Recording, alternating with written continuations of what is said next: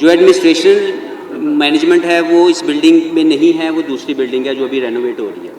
इसी तरह मुझे लगता है चैम्पियंस ट्रॉफी का जो भी डिसीजन है वो भी रेनोवेट हो रहा है, उसके मुतालिक बहुत सी चीज़ें सोची जा रही हैं। थोड़ा मैं समझता हूँ कि पीसीबी की तरफ से एडमिनिस्ट्रेशन पॉइंट ऑफ व्यू से मुझे थोड़ी तकलीफ ज़रूर हुई, जिस तरीके से पिछले साल के अंदर जो भी फैसले किए गए वो बैकफायर कर गए। हार जीत तो देखिए पार्ट ऑफ द गेम है, लेकिन जो अभी तक डिसअपॉइंटमेंट थोड़ी सी हुई है वो ये है कि हम लोग अभी तक अपना जो ब्रांड ऑफ क्रिकेट है उसको सेट नहीं कर पा रहे। उसमें जो भी मैनेजमेंट आती है वो जो मुझे लगता था कि शायद आकिब जावेद भाई के आने के बाद वो इम्प्लीमेंट की जाए, उसकी कुछ शक्ल या ग्लिम्स नज़र आए, वो अनफॉर्चुनेटली इन 2 सीरीज़ में नज़र नहीं आई। स्टैंड तो बदलते गए, मैंने कुछ स्टैंड सुने, कुछ स्टैंड बदल गए। जैसे मेरा ख्याल ये रेनोवेशन हो रही है, वहाँ के स्टैंड बदले हैं, वैसे उनके भी स्टैंड बदले।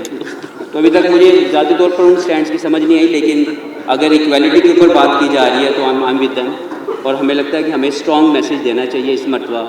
अगर इस मरतबा भी पुराने चेयरमैन की तरह, क्योंकि मुझे लगता है कि मोहसिन नकवी साहब जिस बड़ी पोस्ट पे मौजूद हैं उनको बहुत सी जिम्मेदारियां निभानी हैं, तो अगर पुराने चेयरमैनों की तरह स्टेटमेंट दे दी गई और उसको इम्प्लीमेंट ना किया गया तो मुझे बहुत तकलीफ होगी। जो फॉरेन मिनिस्टर हैं, I think he should take this lead, कि उसका जो भी स्ट्रॉन्ग मैसेज है वो जाना चाहिए।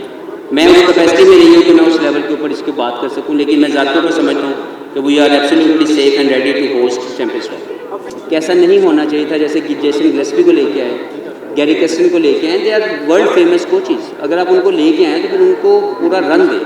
तो जो भी हुआ वो एडमिनिस्ट्रेशन फेलियर है, टोटल फेलियर है, और वो कहीं थमता हुआ मुझे नज़र नहीं आ रहा।